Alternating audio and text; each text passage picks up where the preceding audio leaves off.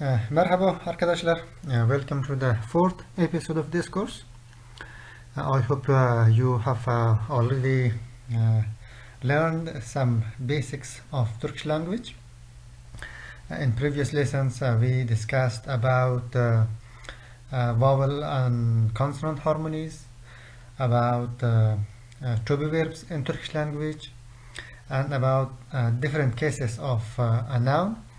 And today I would like to discuss something a little about questions. Well, in every language, generally speaking, there are two types of questions. Mostly informative questions and yes/no questions. Informative questions are those questions that require some details and informations, which are very common in English as WH questions, and yes/no questions that you're asking and then the answer can be a yes or no. Well, similar to English language, for informative questions you have some question word. For example, ni, equivalent to what, neden, why, nereye, where to. I hope you already know this suffix. Whenever you are adding this suffix at the end of a noun, it means you are moving toward a noun, toward an address. Nereye means where to. Nereye gidiyorsun? Where are you going? Nerede, where. I hope you also know about this suffix de. It shows the location. Whenever a noun describes a location. Well, ne zaman, when, nasıl, how, kim, who, kime, to whom, kimin, whose, kaç, how many, kaç tane, how many, ne kadar. Well, you should know and learn these questions words, and then you can use them in different sentences. Now let's see here some examples. Adin ne. What is your name? You already know this suffix. Here the main word is ad. Ad means name, and this suffix it shows it is a genitive case of a noun, and it shows the position. It means your name. You know this suffix whenever you are showing position of something that your listener own that, so you add this suffix. For more details, once again, check the previous lessons that I explained the genitive case of a noun. What is your name? Pazardan ne kadar elma aldın? Here, pazar means bazar, and you know this dan suffix means from. When a noun functions as a source, when I explain this, or motions from a noun. When you say pazardan, it means from bazar. Ne kadar, how many. Elma means apple. Aldın, it means you bought or you took. How many apples did you buy from the bazaar? Well, you can see these examples. Ne kadar su içebilirsin? How much water can you drink? And ne kadar, how much or how many. You can understand the meaning based on the sentence. Su means water. İçebilirsin, iç is the root of the verb içmek. It means to drink. And içebilirsin, it shows the ability. You will study them in later lessons. How much water can you drink? Arabada kaç tane top var? Arabada kaç tane top var? Araba means car. That means it shows the location, the address. It means in the car. Here Araba functions as the address, as a location. Araba the kaç tane top var, it means how many balls are in the car. Ders ne zaman başlıyor? Ders listen. Ne zaman, when. Başlamak, it is a verb, and it conveys the meaning of beginning something. When you say ders ne zaman başlıyor, it means when does the lesson start.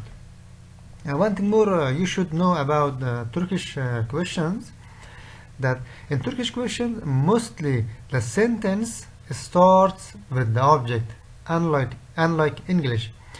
In English, question sentences have very clear and specific structures that you use the question words at the beginning of the sentences. For example, if it is a WH question, WH words, or yes no questions, you are using WH words or modal auxiliary verb while making yes no questions at the beginning of the sentence. But in Turkish that is different.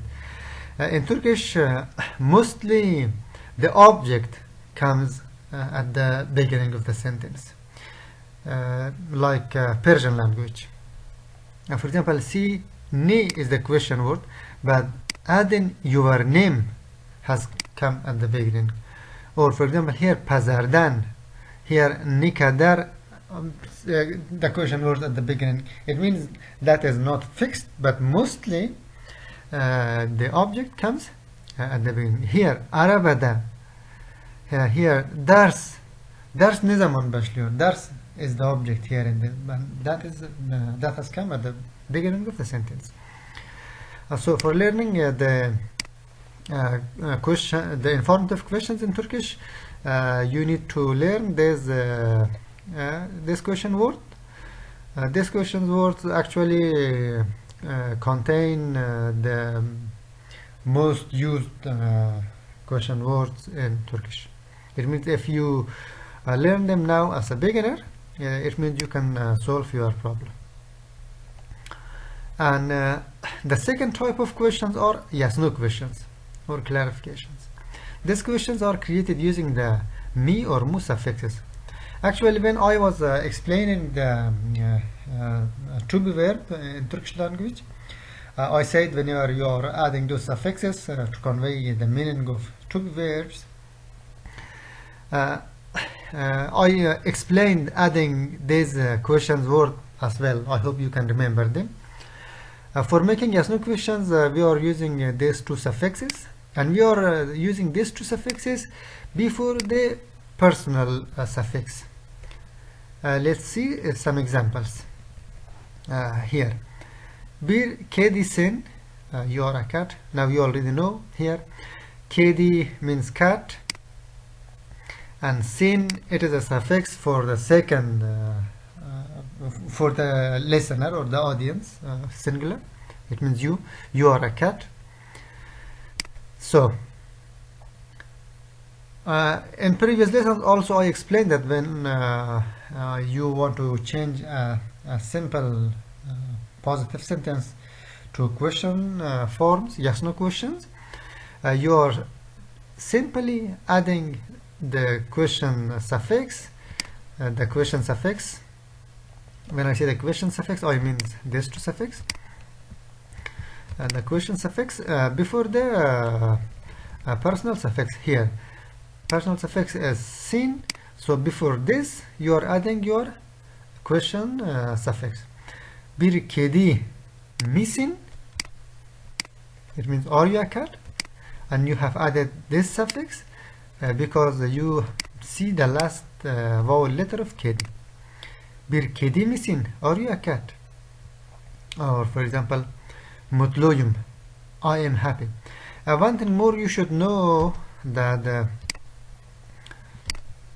whenever you say ben mutluyum, it means this suffix already conveys the meaning that the subject is ben, so you can easily remove that.